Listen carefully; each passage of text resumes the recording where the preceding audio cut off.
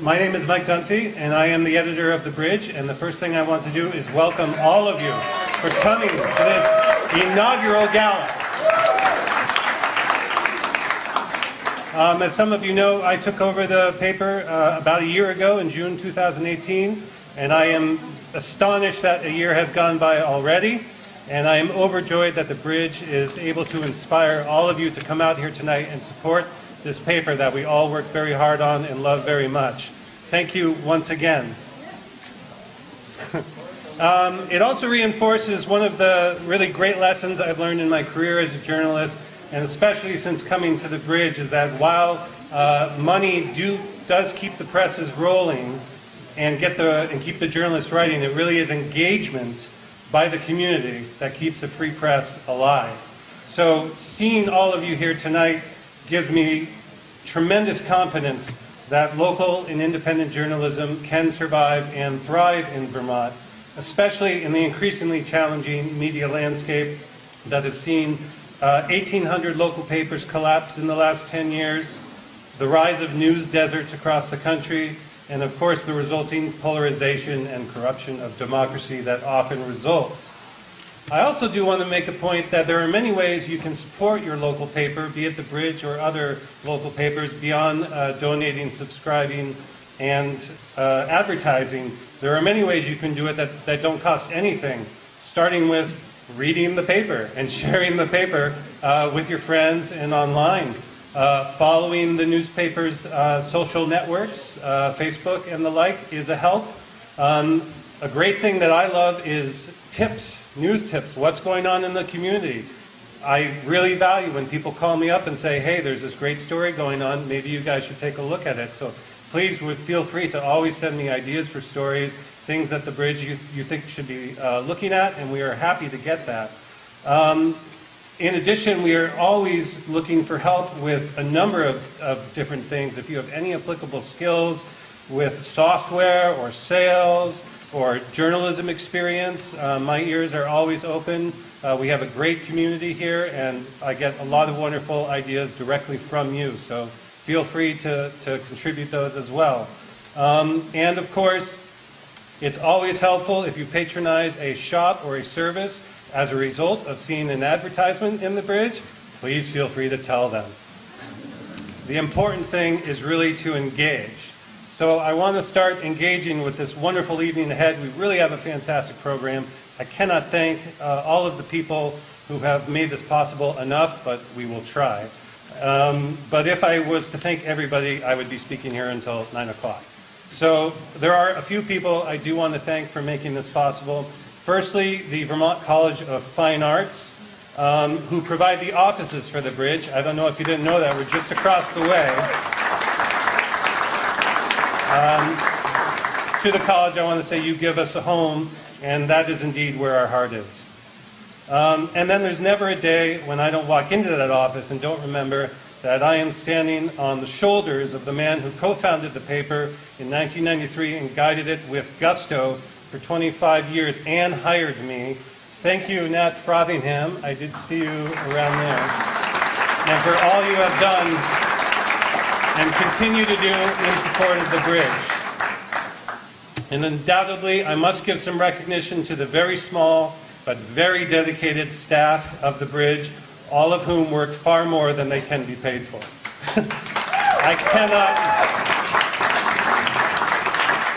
cannot express how proud I am of your work and your passion for keeping this paper not just alive, but growing and evolving. So please indulge me for a moment to introduce the staff of The Bridge.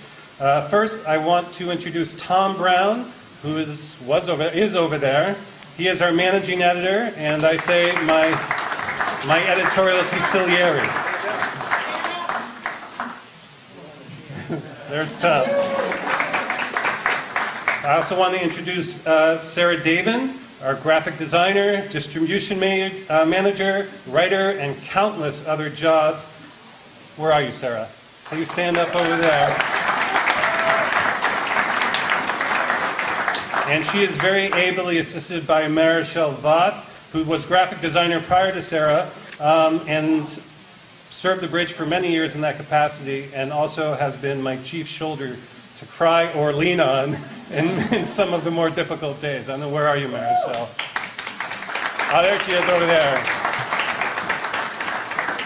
And of course, Rick McMahon, our sales director, who provides the primary income for the bridge, and perhaps nobody on the staff hustles more than Rick. So please, Rick, stand up.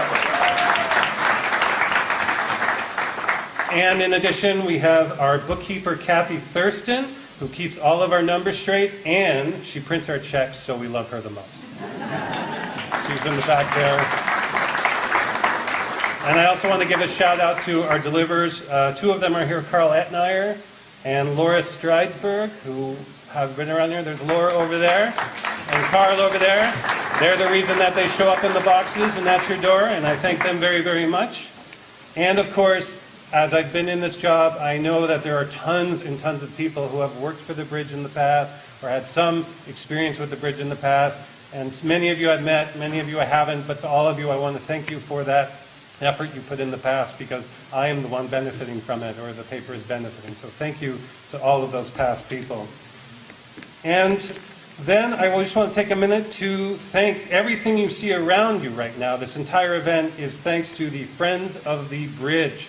That's particularly Barbara Floersch, Nat Winthrop, Nathan Suter, and Laura Gephardt. They are the ones who made this event happen, and they deserve all the credit. And for those of you who don't know Friends of the Bridge, they are essentially the fundraising arm of the paper. And they have been a huge help since forming last June, and have already got to about 80% of our goal of $50,000 for the last year. And we could not do it without them, and I thank them very much. Lastly, I want to thank our esteemed speakers, Garrett Graff, Kevin Ellis, Cathy Resmer, and Kent Jones, and Paula Rowley, who will be joining the panel later. We thank you tremendously for participating in this event and your commitment to keeping Vermont journalism free, independent, and local. Thank all of you for coming. Enjoy the evening to the fullest, particularly after the panel when the dessert comes out and the Bella and the notables take the stage. And now I will pass the mic to the great Barbara Floersch.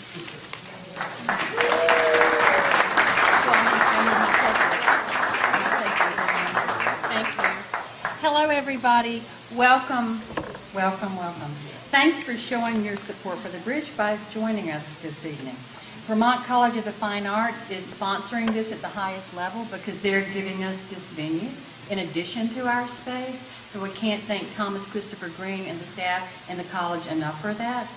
Other sponsors are listed on the back of your program, so please take time to look at that. These sponsors are really community-minded, engaged people, and I'm going to call them out. I'm going to do it quickly, but they deserve to be recognized for what they're doing. Caledonia Spirits. These are our copy editor level sponsors.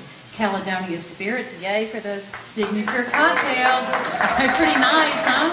That was a donation from them. Gendron Building, Hunger Mountain Co-op, L. Brown & Sons Printing, Montpelier Construction, National Life Group, 7 Days, Stone Environmental, Union Mutual, WDEV. And then we have a group of community advocate level sponsors, Capital Copy, Margaret Edwards, Northfield Savings Bank, Noel Johnson Group, 3 Penny Taproom, yay, 802 Coffee, Capitol Grounds Cafe. So, I mean, we have really a lot of wonderful involved sponsors in this, so thank you for that. Thanks to our Leader Circle level donors. We have some donors out there in this room who are donating at a level that's really helping the paper to move into the future. Thank you for that. And if you have the capacity to do so, speak to me. Maybe you can become one too. And many thanks to those who donated so generously to make this event happen. I'm going to read them quickly, but I don't want to pass over them. They made it happen. Emma Bay Hansen, graphic design. Yay! Nathan Suter of Build Consulting. He's not on our board, but he sure led us through this. Thanks, Nathan. Mike Duez, I'm not saying it right. Cater Extraordinaire. Is this food not good? That's Mike. Yay! The Bridges Board of Directors. Now, a lot of you, we put a poster up so you could see who they are, because a lot of you don't know. I'm going to read it quickly. because you deserve to know who's sort of behind the editorial management part, not Friends of the Bridge, but the Bridge Board of Directors. Phil Dodd, Irene Race, Josh Fitzhugh, Jake Brown, Larry Floersch, Greg Gerdell, Donnie Osmond, Ivan Shaddis, and Mason Singer.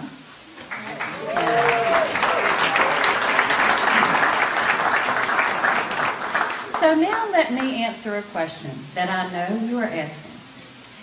Why, at its inaugural gala, fundraising gala, would the Friends of the Bridge invite Vermont Digger in 7 days to join us on the stage? Okay? You're wondering this, right? You wonder? Short answer. Because we're all in it together. Each of us operates in this challenging space, free, local, independent journalism.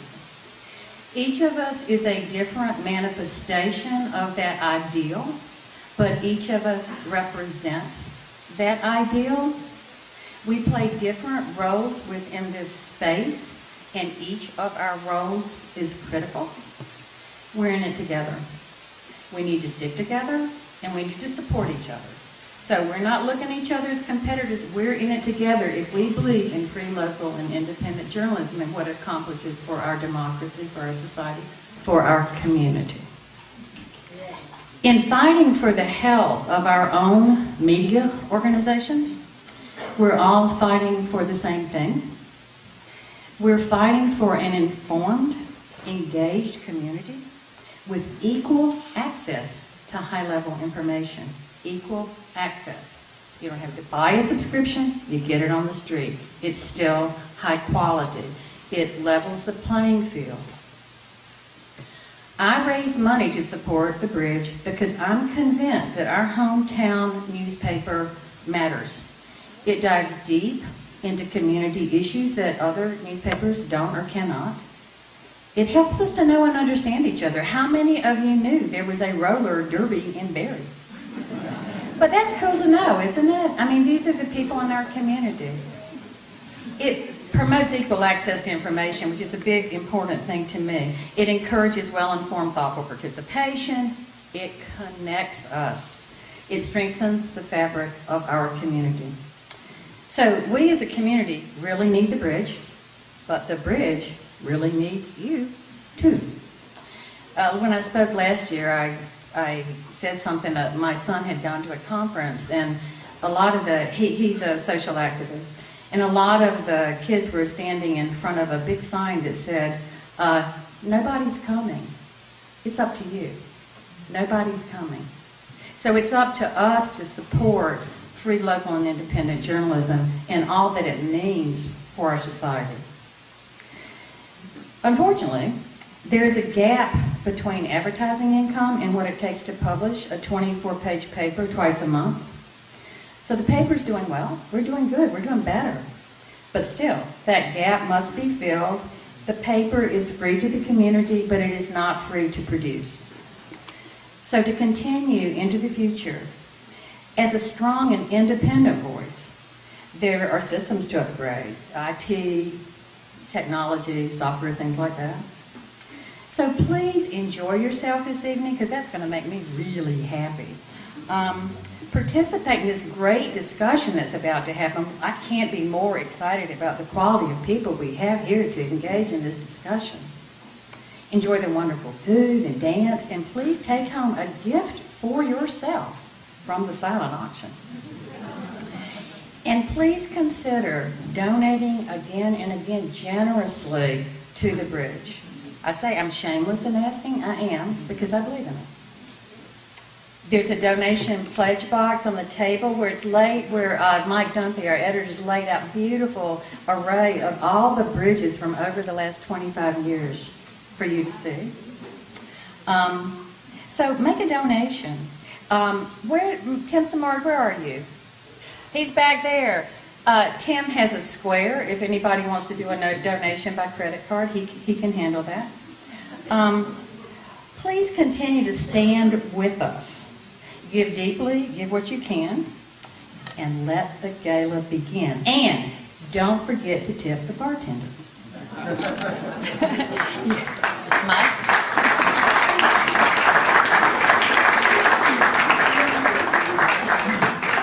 Thank you very much, Barbara. I just want to introduce our very esteemed first speaker. In addition to being a Montpelier native and a graduate of Montpelier High School, Garrett Graff is a distinguished magazine journalist and best-selling historian who has spent more than a dozen years covering politics, technology, and national security. Today, he serves as the director of the Aspen Institute's Cybersecurity and Technology Program. He's a contributor to Wired, Long Reads, and CNN. He's written for publications from Esquire to Rolling Stone to the New York Times, edited 2 of Washington's most prestigious magazines, The Washingtonian and Politico, and his reporting has been featured on shows like Stephen Colbert and John Oliver, and it goes on. Graff is the author of multiple books, including The Threat Matrix, Inside Robert Mueller's FBI. His most recent, a national bestseller, Raven Rock, about the government's Cold War doomsday plans, was published in May of 2017. This fall, he co-wrote the former Assistant Attorney General, National Security, John P. Carlin, with him, Dawn of the Cold War, America's Battles Against Russia, China, and the Rising Global Cyber Threat. And his next book, The Only Plane in the Sky, An Oral History of 9/11, will be published in September of 2019, based on his Political Magazine article about being aboard Air Force One on September 11th, an article that became the most read article ever published by Politico. And his new book pulls together 500 oral history from Americans across the country as the attacks unfolded. And we are very, very pleased to introduce Garrett Graff.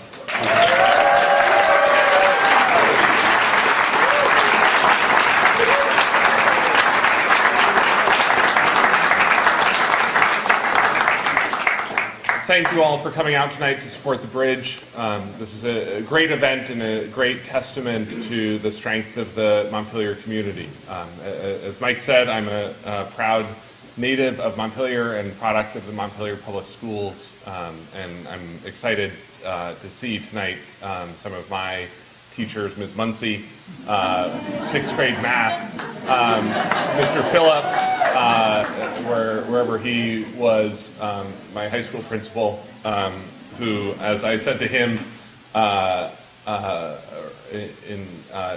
owe so much of my life to him and his confidence in sort of who I could be in life, and I'm deeply grateful to him and all of the Montpelier teachers who touched my life over the years.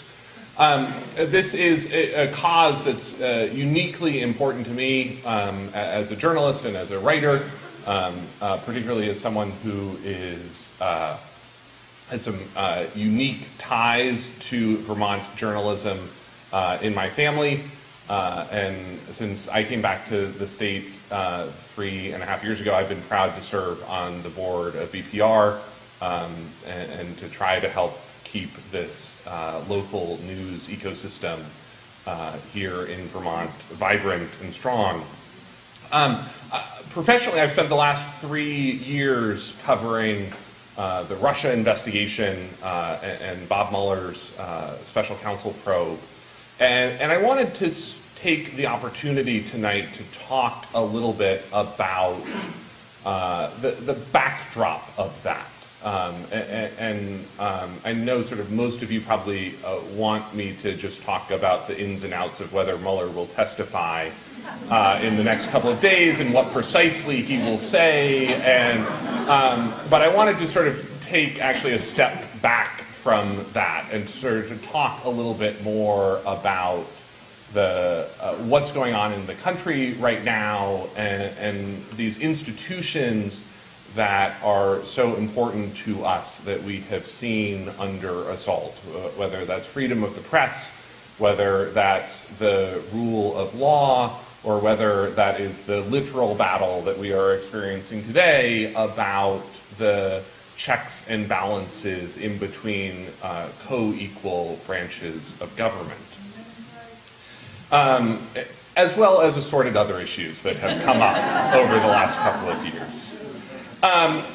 These institutions, these traditions, and these sets of rights are not just the key to America's history and success, or not just key to America's history and success, but in many ways they are the key to America's history and success. And to illustrate that, I wanted to bring together sort of two of the things that I have spent the last couple of years working on, both the Russia investigation and then the history of nuclear weapons. And to discuss them in the context of one of the biggest cultural phenomenons that we have lived through over the last couple of years, the musical Hamilton, and the extent to which it has taught us about our country and where we came from. Hamilton, of course, is a massive cultural phenomenon. It is, as Barack Obama has said, the only thing that he agrees with Dick Cheney about. And Hamilton is probably having the biggest moment that he has had in his history since Calvin Coolidge put him on the $10 bill in the first place. And so I thought I would try to talk about why this feels so present to us and why this feels so important to us, and to discuss some of the lessons that we've learned from the musical and what the founding generation would have thought of our current politics today. There is, to me, a clear reason why Hamilton has become such a phenomenon in this moment of all moments. In part because it's an important and necessary antidote to the cynicism that pervades our daily conversations, because Hamilton in so many ways reminds us how special America truly is. The celebration of America's founders and our ongoing fascination with them is unique to the American experience. The British don't spend much time wondering what William Pitt or Sir Walter Walpole, the first Prime Minister and Chancellor of the Exchequer, would have thought about Theresa May and Brexit. And the French don't spend much time wondering how Talleyrand or Robespierre would have responded to their war in Libya. But in our country, we see, as Lincoln said, the founders as a forest of giant oaks. When Gilbert Stuart was painting that famous portrait of George Washington, he struggled to get Washington to stand at ease. And he said, "Now, sir, you must let me forget that you are George Washington and I am Stuart the painter." And Washington replied, "Mr. Stuart never shall feel the need to forget that I am Mr. Washington and that you are Stuart the painter." We've spent this last century, though, rethinking our founders and trying to tear them down to human scale, examining their human foibles and their intellectual inconsistencies, particularly their legacy as it relates to slavery. In fact, in the 1920s, the very word debunk was first invented by the writer W.E. Woodward in the context of deflating the superhuman attributes of George Washington. A new recent biography by Alan Taylor, a two-time Pulitzer winner, paints a portrait of the founders as greedy, hypocritical elites who, as the young nation foundered under debts and class conflict, set out to put in place a government that would weaken the many and empower the few. Such reconsiderations and reassessments are important, but I think in doing so, we risk losing or overlooking just how original and groundbreaking the accomplishments of the founding of our country truly were. The founders were not perfect. They were creatures of their own time, constrained in their imagination in ways that are unimaginable to us today. But it was their imagination that soared beyond that of any group of people that had come before them. They existed on the far edge of Western civilization, obscure non-aristocrats, and yet somehow, in spite of that, or perhaps because of it, they were able to imagine a government that was more just, more honorable, more inclusive, and more fair than any that had come before it. And in a way that would have seemed totally unfathomable to them at that moment, they won. Their ideas have endured. And we should never forget how surprising and amazing that actually is. They established the blueprint for political and economic success with democracy and liberalism, and it became a shining beacon to the world. The United States was founded on a belief and not as other nations on a common ethnicity, language, or religion. They opened up the world to the non-elite, a strike against the aristocracy. And instead, America created its own elite. Someone like Washington would have never made it past a major in the British Army. Hamilton would have never risen because no one would have cared about an orphan. Benjamin Franklin would have languished in the working class in any other society at the time. The founders, to a stunning degree, were first-generation gentlemen. Of the 99 signers of the Declaration, only 8 had fathers who had attended college. The cause of America is in great measure the cause of all mankind, Thomas Paine wrote. We have it in our power to begin the world over again, and the birthday of a new world is at hand. This was an era that saw huge obstacles to overcome to allow the future to proceed. And it was founded with a unique optimism of America, the idea that you can be what you want to be here. This is an optimism that Hamilton tells us, look around at how lucky we are to be alive right now. Hamilton tells us to dream more, to dream bigger, and that the quintessential American story is the story of the young, the scrappy, and the hungry, the immigrants. The biggest applause line in the musical, so much so that Lin-Manuel Miranda actually had to give 2 additional bars of music to contain the outbursts, is when Hamilton and the Marquis de Lafayette high-five and announce, immigrants, we get the job done. When we begin to lose that can-do nature in America, we're beginning to lose something fundamental about our nature. The founders also remind us that politics is meant to be passionate, that hip-hop, as we learn from Lin-Manuel Miranda, is supposed to be the language of revolution. He saw the creation myth of Hamilton as their old-school rap rivals. It's Tupac, Lin-Manuel Miranda said. I knew that that was the only way to tell this story. The 1790s, historian Gordon Wood said, were the most passionate decade in American history. And it was that passion for a new nation that sprung out of the enthusiasm and idealism of a new generation. Jefferson was just 33 when he wrote the Declaration of Independence. Hamilton was 2 years removed from undergraduate when the Revolution began.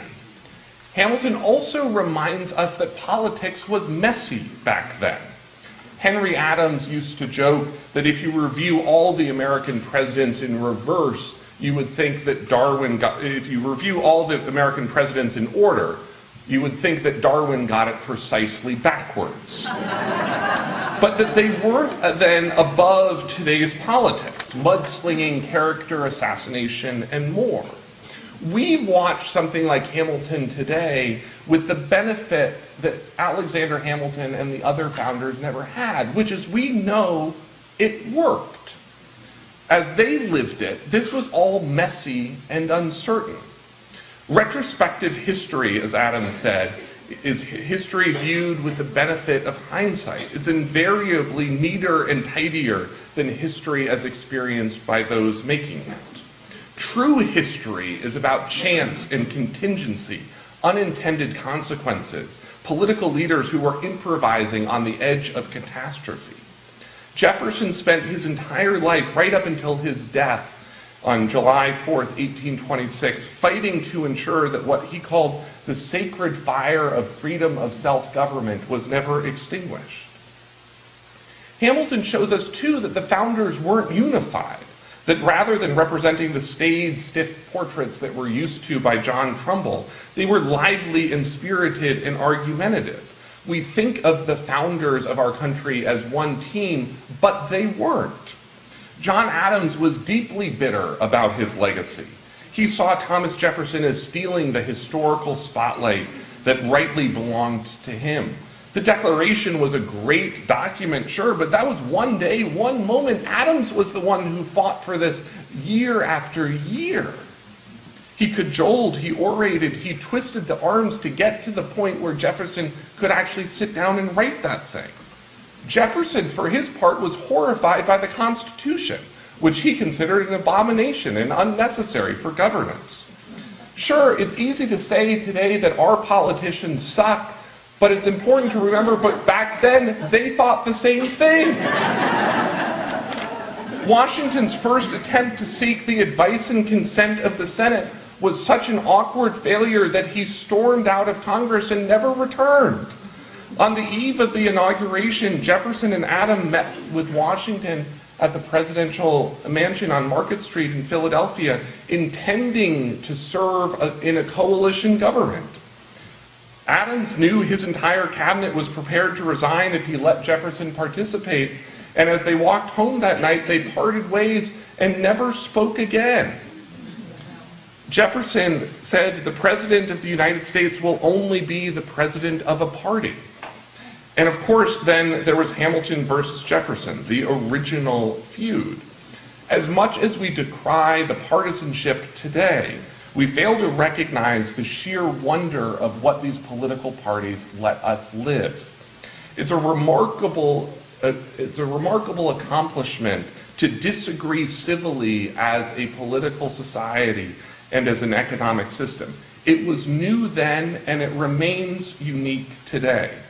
French, Russian, Chinese, and many other revolutions ended in torrents of bloodshed and waves of reprisals. The Hamilton-Burr duel for us is unique because that's one of the only times where we have seen our politics at the political level draw actual blood. Political parties, as much as we may decry them and we may hate the partisanship in Washington or in Montpelier, institutionalized a channel for an ongoing debate that eventually permitted dissent to be regarded not as a treasonable act, but as a legitimate voice in an endless argument. We are an imperfect union, but we are one that gets better. There is no golden age of American democracy. And this is where the politicians who promise to take back our country or make America great again fail to understand the inherent promise in America, which is that the best days of America are supposed to be tomorrow, that our future is supposed to be brighter, and that the story of the American history is the ongoing march of the American ideal expanding to new populations and new peoples as our history advances. This brings me to the Russian attack and nuclear weapons. Both topics that prove more apropos of modern politics than we would actually like. My day job is covering national security and particularly cybersecurity. And as Mike mentioned, I published a book in 2017 looking back on the US government's doomsday plans, and then this past winter published a new book on the rise of cyber threats. Government and industry officials have spent the last 15 years warning about a cyber 9/11 or a cyber Pearl Harbor, a devastating attack on our nation's critical infrastructure, fretting about the power grid, the water systems, our healthcare, or air traffic control. Yet in 2016, when Russia hit us with what I would argue was our cyber Pearl Harbor, they attacked a critical piece of American infrastructure that we had never considered protecting, which was our own confidence in ourselves, our own belief in our democracy, our own foundation of institutions like a free and independent press. They sought to undermine our belief in our own government, our ability to participate in our own democracy, our unique American mojo. They realized that our national confidence was more delicate than it had been in years, and they exploited it. They amplified our own messages, attacking each other, stoking our own anger, weaponizing our own hyperpartisanship. It was easy for Russian trolls and bots to hide among the many Americans angry about our future and our present, and worried about what would come next. America, as one friend of mine said, was dry tinder for the Russians. And over the 3 years since that attack began, we have seen those who have sought to exacerbate our divides continue to advance the work of Vladimir Putin and the Russian government. You only need to log on to Facebook or Twitter to see the hatred for ourselves and our distrust of each other, and how it's leading us to doubt our proud historical traditions and question the bedrocks of our democracy. The very online tools that a decade ago we hoped would usher in a new era of openness and participatory democracy have instead turned into tools of hate that spread disinformation and stoke anger with ease. As one columnist recently said, companies that are indifferent to democracy have acquired an outsized role in it. Today, with low unemployment and record stock market, fully 62% of Americans believe that the country is on the wrong track. And for the first time, polls now show that the very idea of the protections of the First Amendment is no longer supported as mainstream thought among likely Republican voters. It's clear that something is broken in Americans' democracy. We are, as a nation, losing confidence in the idea that tomorrow will be better than today. That's this very spirit, though, that has powered us through the first 240 years of our country. Which brings me to nuclear weapons. In my book research, I traced the development of complicated plans in the decades of the Cold War for how the US government would survive a nuclear war with the Soviet Union.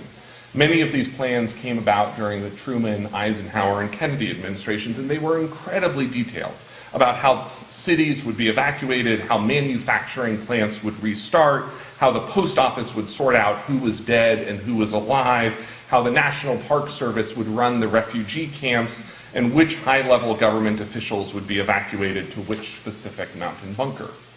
The plans are all still in place and running today, but one of the things that really stood out to me as I was doing this research was realizing that the plans didn't stop at the people. Because this question of how we preserve America quickly becomes a very existential question about what America actually is. And the answer that these secret planners had during the Cold War surprised me. Their answer was, America is an idea. So the officials carefully sorted out at the National Archives that in the event of a nuclear attack, the Declaration of Independence would be evacuated before the Constitution. The National Gallery of Art, they ranked which paintings would be evacuated in which order. The Library of Congress knew that it would save the Gettysburg Address ahead of George Washington's military commission. And in Philadelphia, there was a specially trained team of park rangers whose job it was through the Cold War to evacuate the Liberty Bell in the event of a surprise Soviet nuclear attack and hide it out in the Appalachian Mountains. They realized that more than any one person, preserving America meant preserving the idea of America. That they had to protect the historical totems that have bound us together generation by generation, because we are a country that has no sovereign. We have no jeweled crown or throne or crown jewels. We have this idea, and that as long as this idea survives, America lives. Presidents can die, Congress can be lost, our temples to democracy in DC can be destroyed. But as long as we believe in ourselves and our country, America perseveres. So this is the thing that we have to pass on to future generations. These institutions. We have a free and independent press. We have the rule of law. We have co-equal branches of government constrained by checks and balances. And that when we think about how we can defend and protect America, we need to be thinking about defending and protecting these institutions and traditions. We don't have anything else to give future generations. As a journalist, I try to remain apolitical as best I can, except over these last couple of years, I've become increasingly strident in speaking out about the power of the free and independent press, about the importance of defending a nation that is of laws, not of men, and ensuring that we, as best we can remain the beacon of moral hope around the world. Dwight Eisenhower told us it is not merely enough to say, "I love America," to salute the flag and take off your hat as it goes by, to help sing the Star-Spangled Banner. We love you to do all of that, and our hearts swell with pride. This is a pride in an institution that we think has brought great happiness, and we know has brought great contentment and freedom of soul to many people. But it is not done yet. You must add to it. And that's our mission here tonight, to support the bridge, to add to these institutions, to ensure that they remain strong in our communities, and to celebrate the work of the free and independent press that allows us to call these communities home. For generations, that it has always been our role and our duty as citizens. And this is some of the most important work that we can be doing right now, tonight. Thank you very much.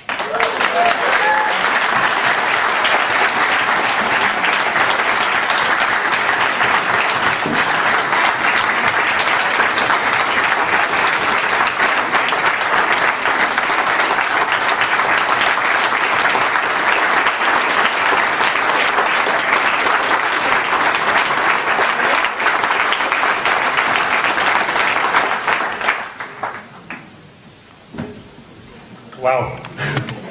Thank you very much, Garrett. As many of you know, Anne Galloway was supposed to be here tonight, but she was unfortunately called away in pursuit of a very important story, which our next speaker will tell us a little bit more about. But she was very kind enough to arrange for Kevin Ellis to come speak to us. Kevin Ellis is a former reporter and political strategy consultant who now sits on the board of VTDigger. Kevin spent 6 years at the Tennessean in Nashville, becoming its Washington correspondent in 1988. In that role, he covered presidential campaigns, the Tennessee Valley Authority, nuclear waste and weapons, the CIA, and environmental issues. In 1993, he joined the Burlington Free Press as its environmental reporter and went on to cover the legislature, Governor Howard Dean, and all things Vermont. He also has visited every Vermont town and is a devoted reader of Vermont weeklies, including The Bridge. Thank you.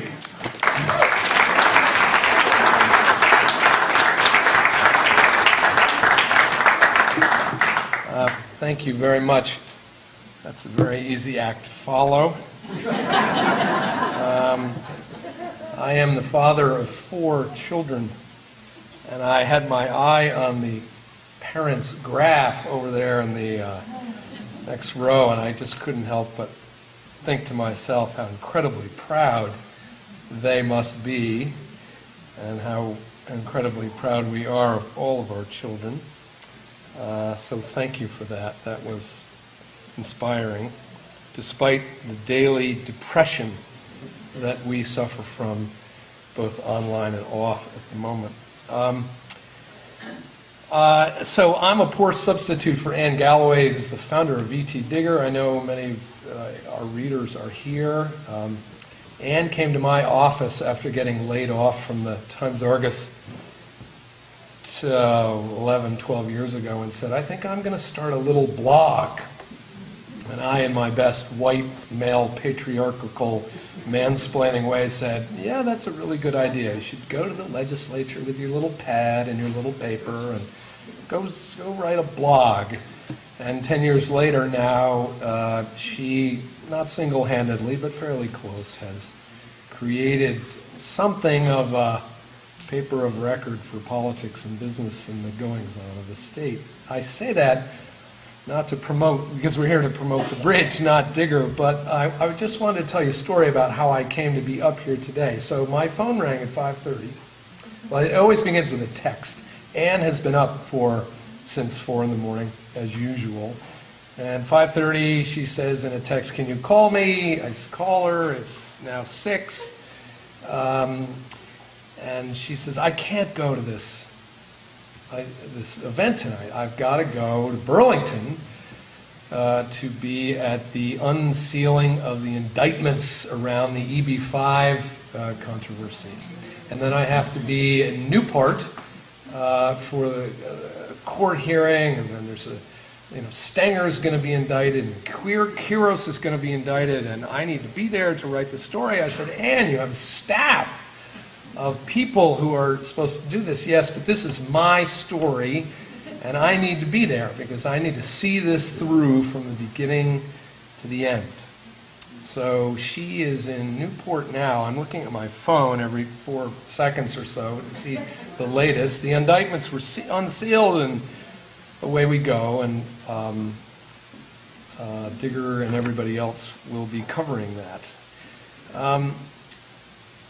The reason I say that is because I want to emphasize, and please stop me at 5 minutes, I want to emphasize one thing, that this is really, really hard.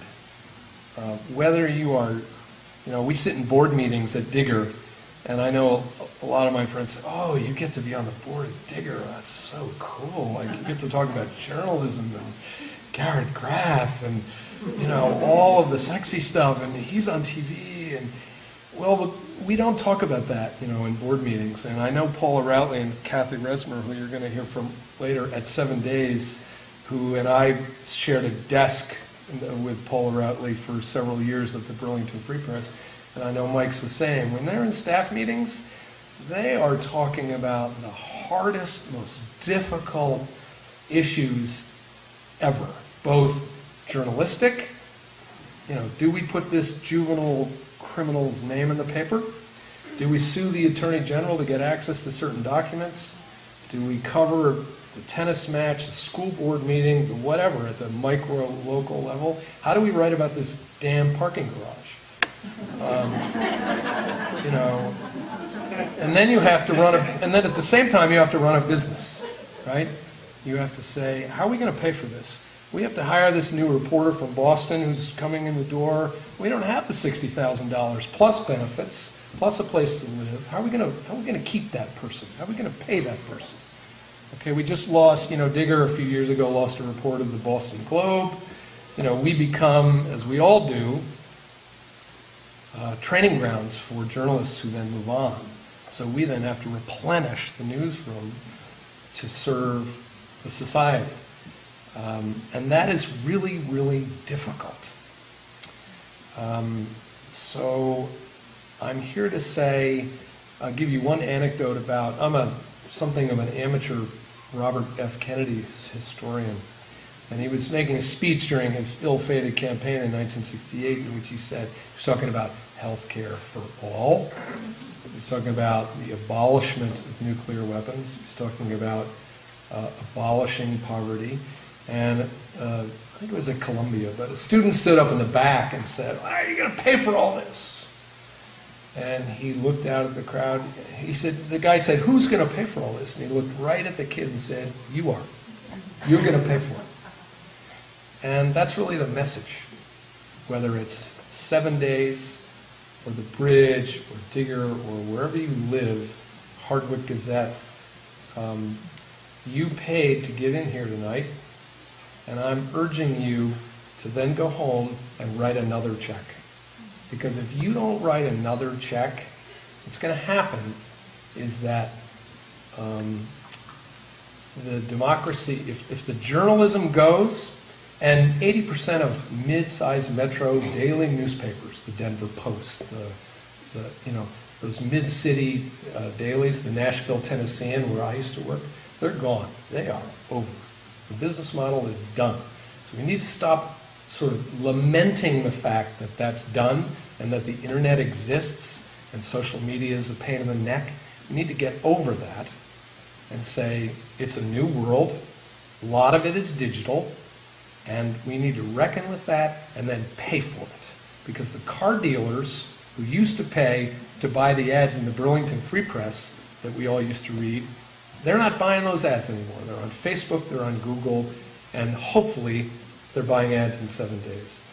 My message to you is write another check to whomever you care about journalistically, because if you don't, the democracy, like the mobster who is in Washington right now committing crimes in front of our very eyes in the open.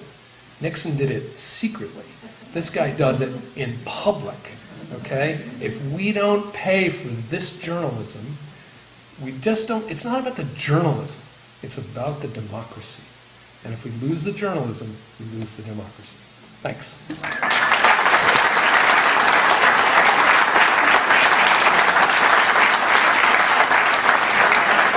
Thank you very much, Kevin.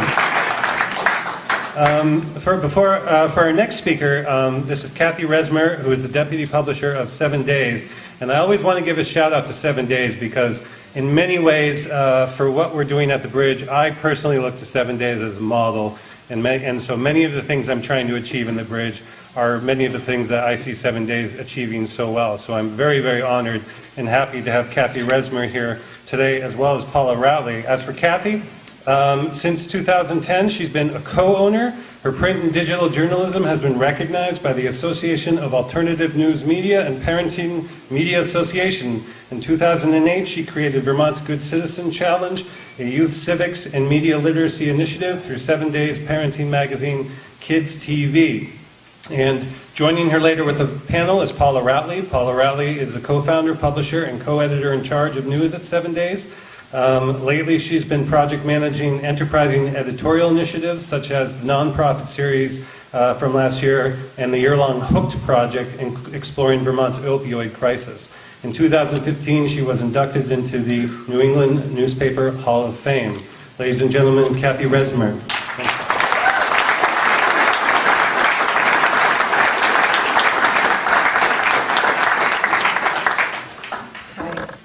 Before I talk about journalism, I just want to say how much I loved Garrett's remarks. Just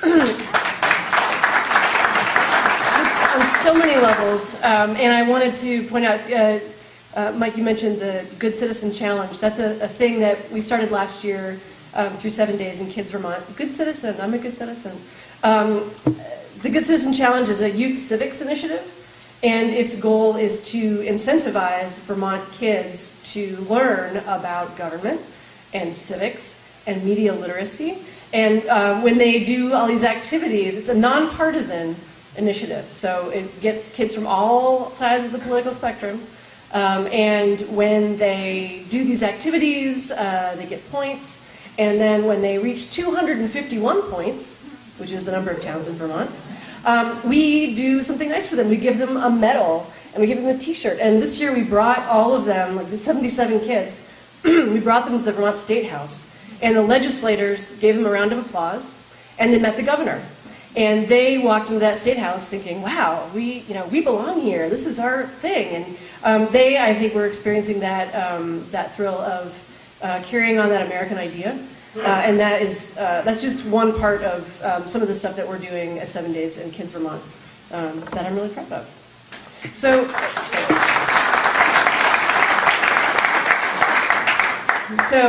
I am not Paula Routley.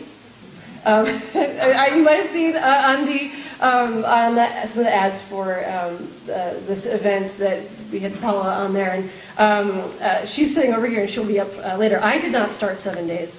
I was lucky enough to worm my way in there as a staff writer years ago, and to work for two women who are tremendously talented and driven and really believe in the mission of journalism. And I've watched them live that out for years now. And talking with Paula the other day actually gave me the idea for how to frame my remarks tonight. So 7 Days is based up in Burlington. I live in Winooski. Very different world up there. Act 46 and school consolidation has not been a huge issue for us in our area, and as it is in other parts of the state. I first got an understanding of how riled up people really were about school consolidation in the fall of 2015 when I went to a Mad River Valley Rotary Club meeting. Adam Gresham had asked Paula to talk to the group. And she sent myself and Colby Roberts, who is another associate publisher at 7 Days, part of our succession team. And when we got there to this meeting, everyone wanted to know what we thought about school consolidation, Act 46. And honestly, I was caught a little flat-footed. I thought I hadn't really thought too much about it. But it was a major issue for them. they understood that they understood the financial argument for consolidation, but they also understood how important schools are, right? So where would people meet if not at school? Schools are a point of pride in the community. People were organizing to fight for their schools because they knew that once they lost those schools, it would be really hard to get them back. And the local school is an indicator of vitality, of economic health of the community. Pause for just a second.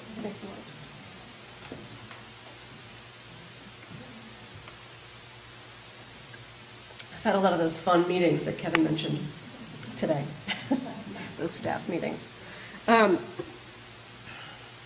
So in the years since that 2015 meeting, communities across the state have been protesting the closing of their schools. Some of them are even suing to keep the schools open. But that's in contrast to another change that's been quietly taking place in communities across the state and across the country, an indicator that is just as essential to community life that is at risk. I'm talking about the shrinking of the press corps, and especially the slow decline and disappearance of many community newspapers. People don't seem as outraged or as motivated by that, though they should be. I mean, you're supporters of journalism. We're all on the same side here. You understand that. But maybe for them it's difficult to imagine what life would be like without a local newspaper. You can kind of imagine what it's like without a school, but without a newspaper, maybe you're thinking, I see things on social media. I heard a story on VPR. I subscribe to Front Porch Forum. I got it. I see the stuff that's going on. Maybe people don't think there's that much to miss, but a good newspaper, like The Bridge, like 7 Days, I hope, speaks to people who live in the same geographical area, people who might otherwise not have anything in common. The best papers provide a kind of gathering place, a common culture. Like schools, they're a point of pride. We're here tonight to talk about the importance of journalism, and boy, it is really important to keep our leaders accountable. And I for one, am so grateful that Ann Galloway has been following that EB5 story and is doing that important work. That is such important work. But that's not all that a newspaper does. It's the stuff that we like to talk about, and that's really important. It gets us all fired up. But the newspaper is also where you find out what's going on in your community. There's a new manager at the farmer's market. The local nature center earned a green building award. The ads are important too. They let you know about the local business community, if you're lucky enough to have a local business community that hasn't been hollowed out by Amazon or Dollar General or other chain stores. That business community is so important to the economic health of the community. And you can find that in the local newspaper.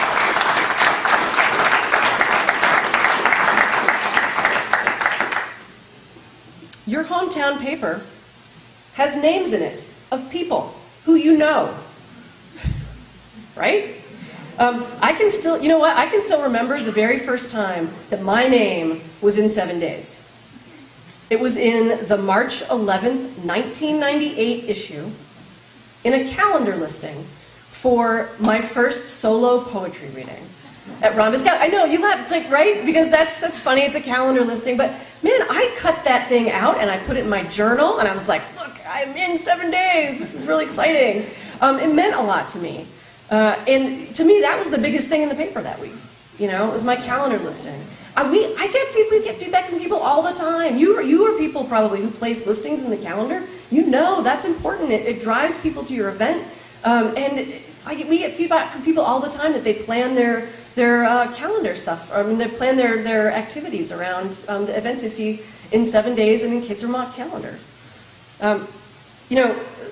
Another example, a good paper has something for everyone. So 2 weeks ago, like I said, I live in Winooski, and we had a cover story about the Winooski School District, which is one of the only ones in the state that's growing, and also the only minority-majority district in the state. And I brought our latest issue home to my family, my kids who go to school in Winooski, and they're like 10 and 13, and all excited, and their superintendent's in the cover, they know him, and look, this issue, it's so exciting to read it. And they grab the paper, and they looked at the comics. And they read the comics. Oh, what's going on in Deep Dark Fears this week? They're reading the comics. But that's their entry point to the paper. It's not necessarily the same thing that I'm thinking about, but they can read that other stuff too. But that's what they see in the paper. My partner and I read the cover story and voted on the bond issue the next week as a result. I love my smartphone and the internet. I'm an early adopter. I was the 7 Days' first online editor years ago. But I also love print media. It takes up space in the world.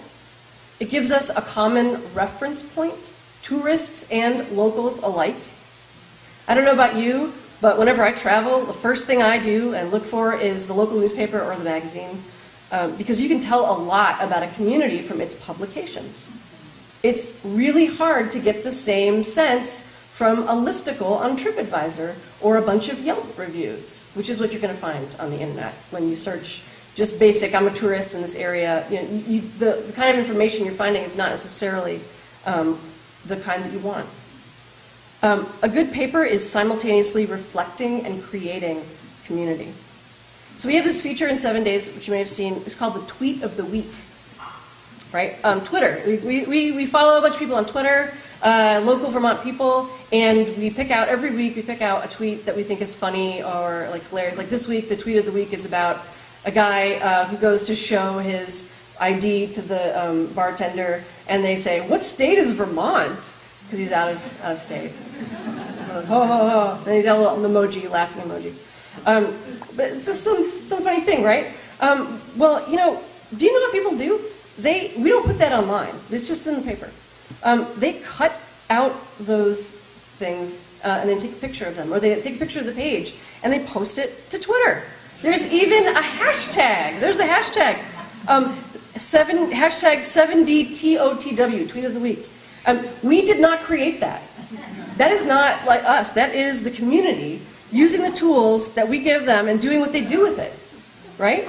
It's our experience that if you give them a quality product, they will engage, as we were talking about before, and appreciate it in lots of different ways. And there's lots of ways to create and reflect community. People are really, and I think that the fact that I see all these photos on Twitter of people looking at the newspaper, it really says to me that people are hungry for that tactile experience. Even people who are on Twitter, they like it too. It brings us together and it defines us. And when you lose a newspaper in your community, you lose something that makes your community unique. You know that. That's why you're here. I'm here to urge you to cherish local media, to help it survive and evolve as it will. It's so much more difficult to rebuild something once you have lost it. Help all of us nourish the ecosystem of local journalism. The saying, it's better to light a small candle than to curse the darkness, right? So help your news organizations light those candles. Pay for a subscription, become a member, buy an ad, buy something from an advertiser, and let them know where you saw it. These are dark times, and we can all use your help.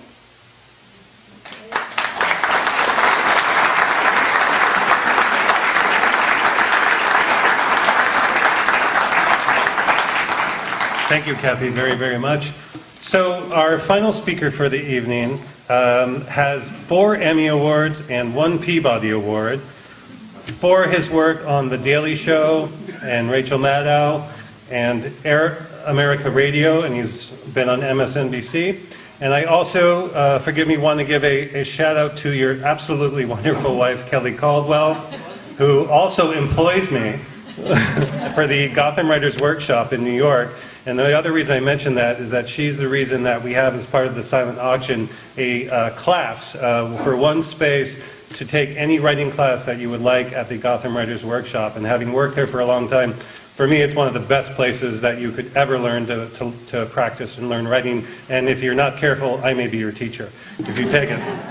And also, I just wanted to share one thing I love about Kent. Last time I was in New York, him and his lovely wife, Kelly, gave me a bed for the night. And as I was in their lovely apartment looking at this row of Emmys on the bookcase, I said, "Oh my God, will you look at that?" Because I was pretty amazed. And he took the hat that was hanging off one of them. And he goes, "Yeah, it's a great hat, isn't it?" And with that, I want to welcome, all the way from New York City, Kent Jones. Please come in. Thanks, buddy. All right, here we are. Thank you for inviting me. It's great to be here. Always good. You didn't take the hat. You could have had the hat. Anyway. All right, in the beginning, there were two kingdoms. There was comedy and there was news. There was Winterfell and there was the Red Keep. Okay, that's 5 Game of Thrones fans. I've been counting that. Okay, there's some funny journalists out there. Mark Twain, H.L. Mencken, Molly Ivins, Hunter Thompson. All of them funny, and all of them journalists. Okay? Castle News. Put them there. Now, over in Castle Comedy, there were great comics all throughout history using the news to create their comedy, right? Will Rogers, Lenny Bruce, Dick Gregory, Moms Mabley. You can go on and on. News is fuel for a lot of great comedy. However, none of them are actual news people. They are comedians, and it's fine. You will not confuse them with news people. Not the same. Johnny Carson came into our TVs and in our bedrooms for 30 years, and he would do some topical humor at the end of the evening in his suave way. They were never that funny or that pointed because there was sleeping to do. But Johnny would get in there. The Smothers Brothers, we go to the late 60s, they would get in their jabs, you know. There's some very pointed stuff about the Vietnam War. Very good stuff. But again, it was once a week. It was a few jokes. You know, there were 3 networks, and PBS, of course. You had to have broad appeal. This comedy and news thing, that was not a regular thing. You know, you had a little bit of it. They were not going after Walter Cronkite's job. They were comedians. It's comedy. 1975, Saturday Night Live, Weekend Update. Here we have the Big Bang. The first time we had an actual news parody happening. There's a desk, there are anchors, there are jokes, there are images behind the anchors. This was great. Aykroyd, Belushi, you know it. You know it. I'm Chevy Chase and you're not. I was 10 and my mind went and has not been the same since. Apologies. But again, one night a week for about 5 minutes. Okay, it wasn't this pervasive thing. There was Weekend Update. You got a little bit of it. It was great, but it was on late at night, and you know you had to look for it. The Castles still separate comedy, news, 2 different things. No one was going to confuse Dan Aykroyd for Chet Huntley, let's say. Now, SNL had the field to itself for like 20 years. This whole comedy and news thing, they had that pretty much to themselves. This pre-internets, pre-all of that stuff. But then, cable news. News, 24 hours a day. You imagine, even if there wasn't any news. I mean, that's so often the case. Hey, look, there's a bear crossing the highway. We've got footage of that. And you could see that on CNN 6 times a day. You turn that on at 3 a.m. and it goes, there's a bear. Look at that thing. It's crossing the highway. It must be news. It was the starting of the cheapening of what we call news and the things that qualify as news. We had pictures of a thing you might like to watch for 4 seconds. That's news. Fine. So comedy had found a home on cable also. HBO was doing some pretty hilarious comedy specials in the early 80s. And to this day, it's still doing that. And then there was something called Comedy Central. Now in 1995, Comedy Central, what is the word? Sad. It was a sad little network. They did reruns of Benny Hill. You remember Benny Hill? He did the speeded up comics. And it was lowest common denominator stuff. And hour after hour of stand-ups in front of brick walls with their sleeves rolled up and their little piano ties and their big hair. And hey, who thought that would get old after about 3 hours? Everyone. That's not a network, my friends. There was a lot of really cool infomercials on Comedy Central. Psychic Hotline. headlines. Yeah, sad. They needed something to define themselves. They didn't have it. And so they thought, hey, how about we do a fake news show, right? There's all this cable news out there. Let's do a fake news show 4 nights a week. We've got airtime to fill, okay? And why not? If it tanks, nobody is watching. It's fine. We'll just do it in secret. So I read about the plans for this in USA Today, and I had a magazine job at the time, and I had been writing some little comedy type things for the newspapers in New York City, the Daily News. Speaking of the boom times of newspapers, right? This was the 90s, and you could have little bits of comedy in there, and they'd pay you some money, and it was perfectly fine. And so I read about this, and I was like, nightly news show about the news? I could actually do that. I have a journalism degree. It's very strange. So I applied, and they hired me. And I thought, wow, this is so cool.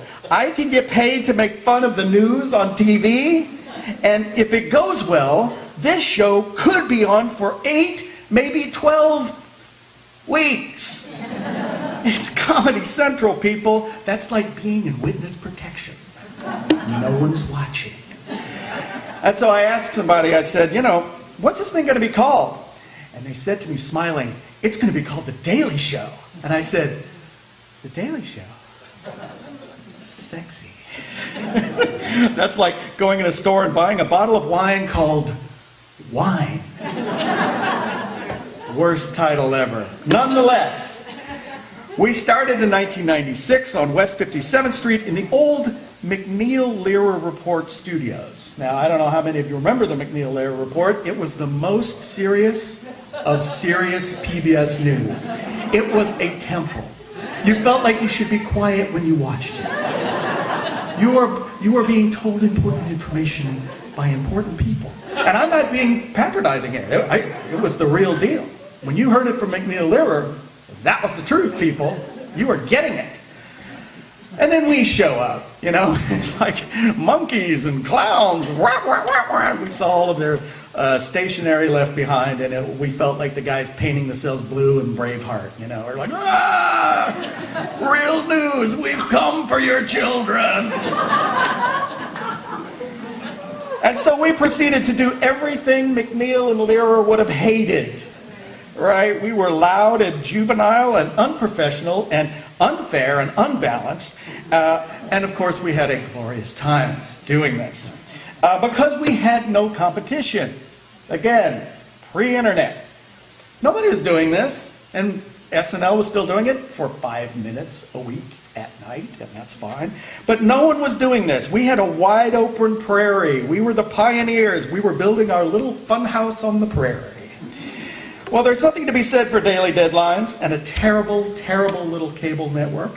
And then something very strange happened. We didn't get canceled.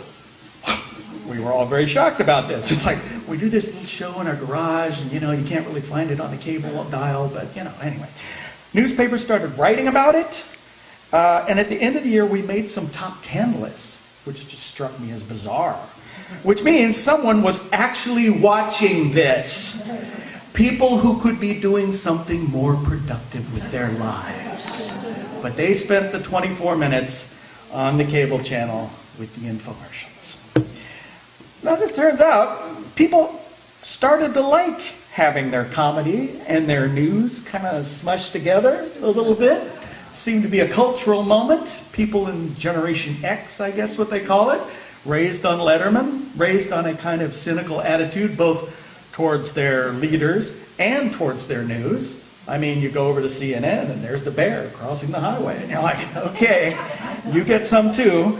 And, we didn't get fired. So 1 year on the air became 2, and our host, Craig Kilborn, left to go do other things. And then Jon Stewart took the chair.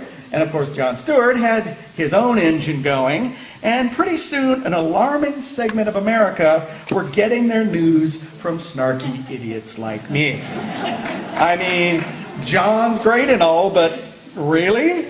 I mean, The Daily Show becomes a fake news J-school for people like Steve Carell, Samantha Bee, Stephen Colbert. The mind reels.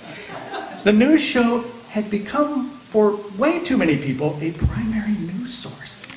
That is chilling. That should not happen. We won some fancy awards we probably had no business winning. And I left after 5 years. It's fun, but believe me, it's a job. It's a job. I went to LA for a year, as one does, and returned to New York to write for Air America Radio.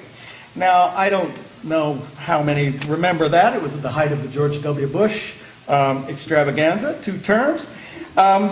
But by then, comedy-infused news had become such a staple of the political left that by the time we did Air America, the organizers hired a bunch of comedy writers to be on the show, to create content, to put the message across.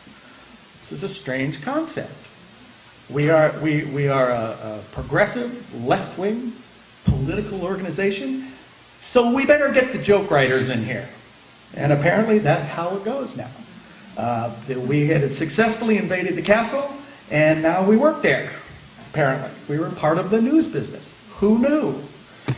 We were writing and performing radio comedy every day. There's almost nothing more fun in the entire world than that. And the host was Mark Maron, who does the WTF podcast, for those of you interested in comedy, and he's become very well known for that. Interesting, though, he was acting as a pundit and an interviewer, as well as doing the bits with us on the radio. So this was another level up. This was like, oh, you're a comedian doing news and then also doing the news. So you have you've got this melding together of the comedy and the news business in the form of Mark Maron, and one of us had become one of them. Who saw that coming? And of course, the George W. Bush gave us no shortage of material. Am I right? Right? We did characters and we did sketches, and it was all very vulgar and wonderful, as they say. Again, it was in the morning, which is great time. Early morning and late night. That's where you put this stuff. We did a show that was called Morning Sedition, and it was. Thanks, NPR. Appreciate it. Always got to tweak them. So I also, when I was on Air America, wrote and performed with one of the funniest people I ever met, who seemed to come, I don't know, fully formed from the head of Zeus, and her name was Rachel Maddow. And she was an impossible mix of hilarious. People don't realize how funny she is because of the show she does. Wow. She could host The Daily Show. Like, for real, like she could host The Daily Show. And she's just next level genius when it came to news analysis. Just as logical, as logical a mind as you can imagine. So everyone who met her just assumed she was going to become a star. And it was when and not if. It was just like, oh, well, okay, the new era is here.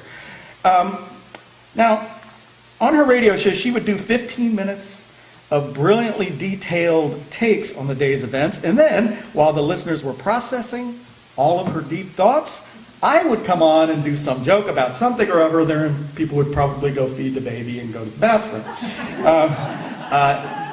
Do you know the term palate cleanser? Yeah, I'm like, wow, what just happened? Who's that other guy talking? Make him stop. But I was on her show. Now, in the terms of the comedy and news thing, Rachel was like the second generation, She rose to prominence liking some comedy in her news. She grew up with that. That became an accepted thing. This was no longer two castles. This was like, oh, we do this now. This is part of how we deliver both comedy and news. We put them together now. And she's very good at it, obviously. And, you could have a rock-solid, legitimate news show and have, me. Who does that?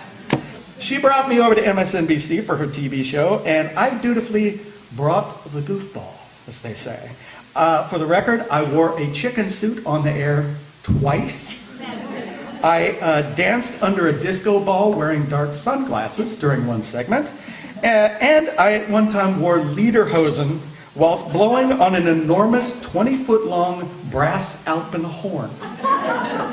I exposed my knobby knees on a respected news program. So make of that what you will. And so we were trying to do that. We were trying to have bits of comedy on the show, and it didn't work. I would do a 2-minute comedy bit at the end of the show, and one can debate the merits or comedy value of them, but they would routinely get bumped. And that's because of real life.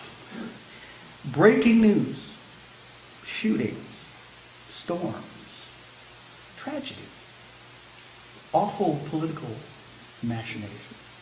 And of course, that's exactly right. I got bumped. You can't follow life and death with goofball. It's not fair to the news. It's not fair to comedy. You know, without the proper setting, both of them suffer. You have to put these, they don't always go together.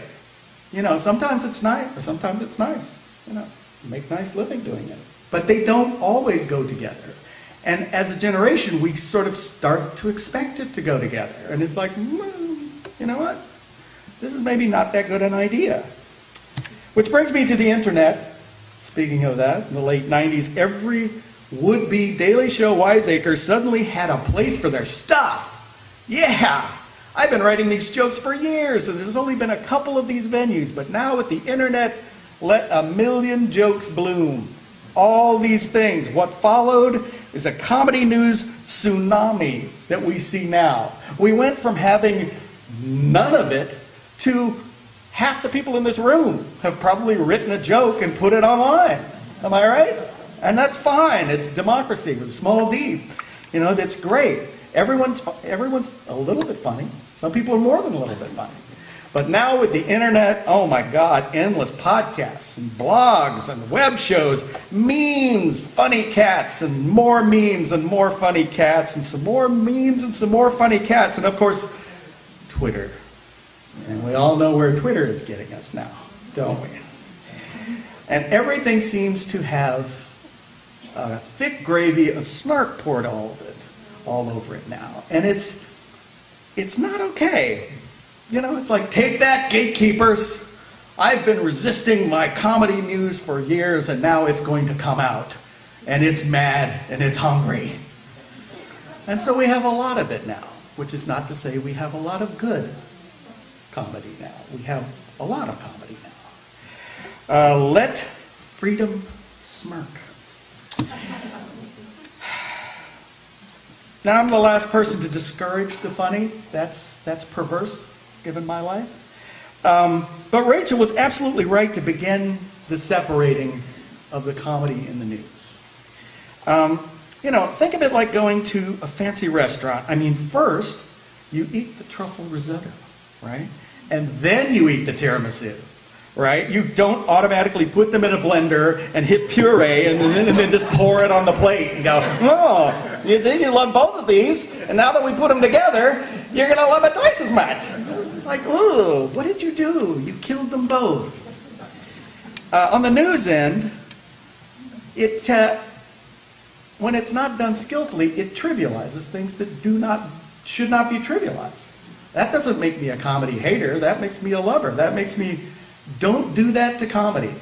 News is, when it's good, doesn't need it. Doesn't need help. News is clear, and news is direct, and news is relevant. You don't need it. And it's not like you're going to do without comedy. There's nothing but comedy now. It's everywhere. It's everywhere. And news, especially quality local news, which we celebrate tonight, is what sustains us. It's what fills us. It gives us the vitamins and minerals to have a thriving democracy. It is essential, and at its simple best, it is delicious. We don't need sauce. On the comedy side, it's the same.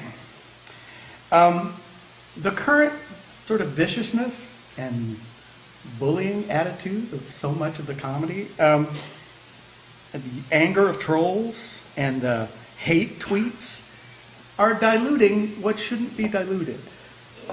Comedy is adopting things from the news cycle that it shouldn't. And skillful people will be able to do it, but there's an awful lot of not skillful happening, and that just comes off inept at best, and just mean-spirited. And it kills the thing that should be fun. It should delight us and satisfy us, and it should cheer us up. I think that is sort of its primary purpose. Dessert should not be weaponized. So be discriminating. Be a connoisseur in your media diet. I'm not telling you not to eat news or not to eat comedy. You've got to have them both. But celebrate the excellence. Be it in news, comedy news. Let's not get rid of it. And be willing to support its survival. Write the checks. If you love it, write those checks. If it's funny and makes you laugh, write those checks. Just do it. And, like with food, eat local, right? It's just better. It's just better. So that's going to apply to all of those things. Write the checks. Good tips lead to good service. All right? So just to recap, just the final word. Truffle risotto, then tiramisu, okay? And then maybe a nap. Who's hungry? Thank you.